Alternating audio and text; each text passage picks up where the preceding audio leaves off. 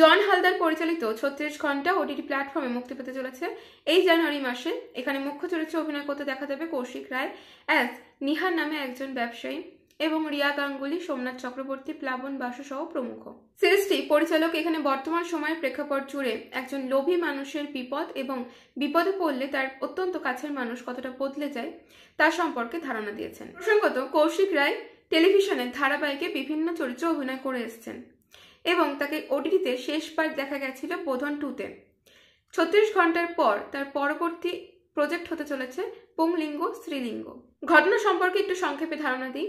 নিহার নামে একজন ব্যবসায়ী প্রচণ্ড আর্থিক সমস্যার মধ্যে দিন কাটাচ্ছে এবং সে কিছু মানুষের থেকে টাকা ধার নিয়েছে। পরবর্তীতে শেয়ার মার্কেটে ধস নামলে তার সমস্ত টাকার ক্ষতি হয়। ঘটনাক্রমে সে রাস্তার ধারে দুর্ঘটনায় পড়া একটি গাড়ি আবিষ্কার করে যার ডিকিতে অনেক টাকা। নিহার লোভ সামলাতে না পেরে নীল সুটকেস ভর্তি ওই টাকা নিয়ে গাড়িতে করে বেরিয়ে আসে।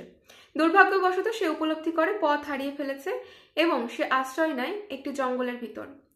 পরবর্তীতে ভিতর জর্জরিত লোভী নিহার উপলব্ধি করে যে সে এই টাকার জন্যই জড়িয়ে পড়েছে একটি রাজনৈতিক জালে। এই ঘটনা নিয়ে পরিচালক সম্পূর্ণ সিরিজটি উপস্থাপনা করেছেন। সম্ভবত 36 ঘন্টার একটি জার্নি এখানে উপস্থাপনা করা হচ্ছে বলে সিরিজটির নাম রাখা হয়েছে 36 আওয়ার্স অর্থাৎ 36 ঘন্টা। সিরিজটি মূলত সাসপেন্স থ্রিলার ধর্মী।